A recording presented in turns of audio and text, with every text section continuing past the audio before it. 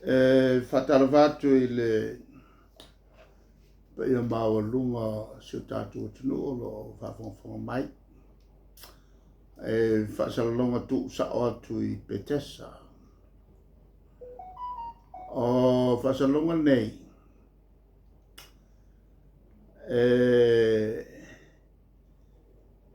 O lo o te mawhai ia le vanga whaau le nei a wala atuai. Ia e whasoswani. Whaamamalama mata upu o lo o le o malamalama I le totele. On o whaasalalonga o lo avatu. O lo o iai le whaafenumia. A mesia ia lato le o whaasalalau. Ele o malana mafo I lato I le winga whai unga whai. Ala tato malo. O le vanga lua. O le nganga ia malamalama le lei mata upu.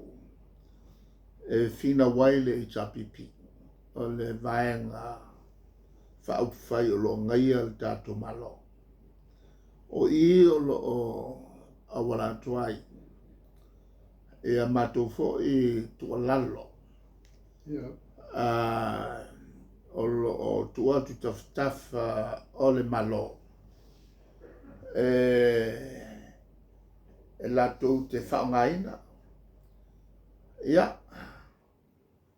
Po o le mafo whaupe ia. Ui o lo o luatu ia I mato nei. Tasi lea vaenga taua. Mene o vaenga whaupu whai. O matoa manatu vaenga whaupu whai. Whaonga so se manatu. Ele lei ai le tu. A pe o latou o lo o tu I le foe. So se me whai le tapipi.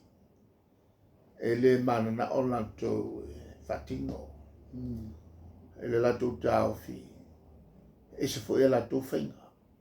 O lo fatino ai le malo. So se whainga whawhenumia. O lo iai ma whaalatua. O le taunu onga. E leo ni whainga e amiton.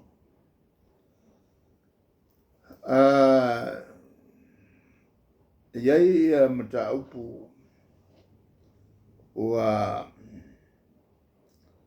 langa mai se I whaalua tuai sa u whamtalanga. O le malanga lea naru nei tutuila.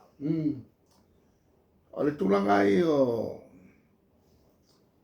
whatala noanga whapenei. Umaloa saulor whasalalonga. O ni mata upu sa tala noina.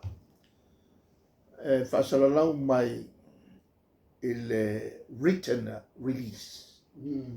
Por communicate. Nei o tau whai mali lia iai. Ea malo e lua. So se fono e whai so se whaala po tonga I whafo.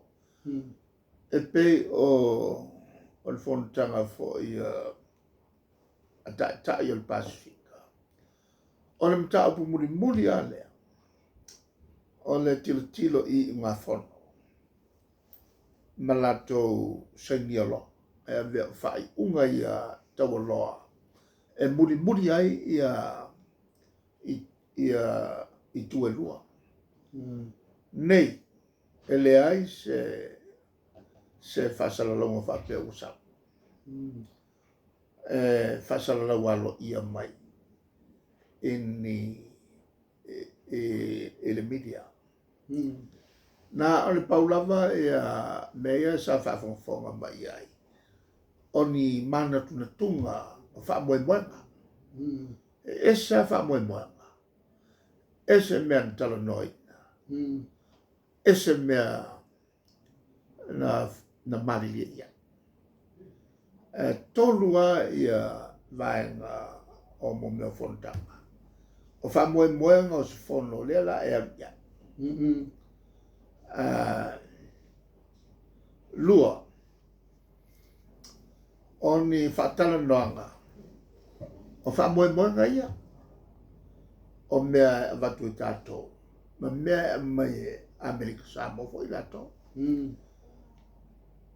Tolu, ona ta pena lolea, o le whai ngā whono, o mea o mali lia iai, iai tua lua. Wa esele mea, whapopo ia mea. E o mai nei, e le ai se mea tasi, ua whasala lawina mai. Nana le winga o le whontanga lea. E le matau al matou vanga, ole tā whauka. Ma le sua ngā tupe sao e wha. Ai wha āru ai, ia kupe kele al malo. Pasese ai, tangata al malo, maka ngaka e leo ngaka al malo. Maka ukia ngai whaika. Matou matau, whainga so ang whai. A o lea e tangi sa lea tunu. Ua kaunga ka kele le tau o soifua.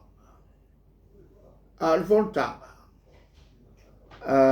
i le vau Amerika Samoa, ma tātou o se whamoe moenga salapusene.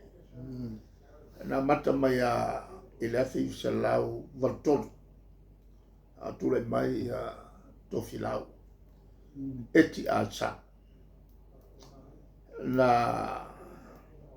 amataria nei talanoanga, malato. E li pale mai fia me tonu.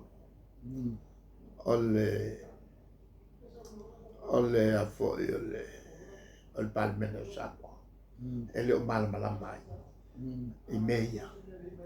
Malenganga atoa ia ngalu lue fatasi ia Amerika Samoa. Whapea fo i ma Samoa sifa. O mene ia tātou manatua lelei.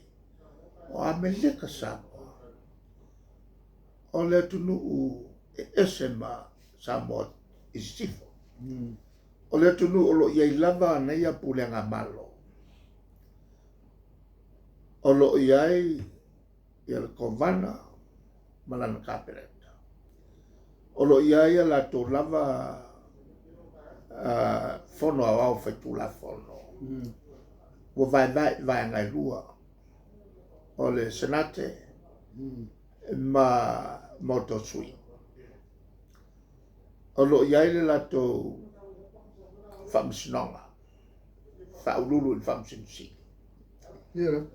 Mai o le lato whainga malo, o lo whaavai lunga o whainga whatemklasi. Ma pālota o lo whaavai fo i lunga o whainga whatemklasi, po whiwhininga whatemklasi. O lo muli tu i whainga malo, al malo o Amerika. E ui ala, o lo o tau ave o le territory o le malo Amerika. A o le malo waiai uma ngā yoinga peifo o tato. E iai tato pāle mene whaitu la fono. O le fono whaitu la fono. E iai le tato whamusilonga. Ia, ma le malo e whaururu. Ile pāle mea. Tulanga malolosia e whatau ai. E tātou e uia o tātou uso o Samoa, o tangata Samoa lava. Ai o le malo o lo whaamai whainga whatemu klasi. O lo alo ia foi e malo o le Pasifika.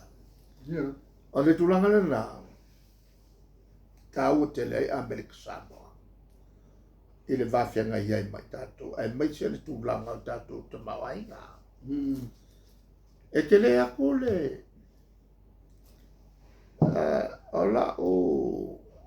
tau manatu iai. E whanua inga ke le, pe siri aku le, lavo ele, siri aku ngai lo le whanua inga. Le pake, le kala kupe a Amerika Samoa. Ngai lo tato. O lai tu mai ai tua le malo tele. O Amerika. Le malo pito e malo si le lalulangi le nei. Todo. E pe koe siri aku o ngā ke le na ku per capita income. Tu pe maua a tangata tato tasi. Nei lo tato? O lolo wika. Ke lea le taua. Le tato ngā lue fatasi. Male malo o Amerika Samoa.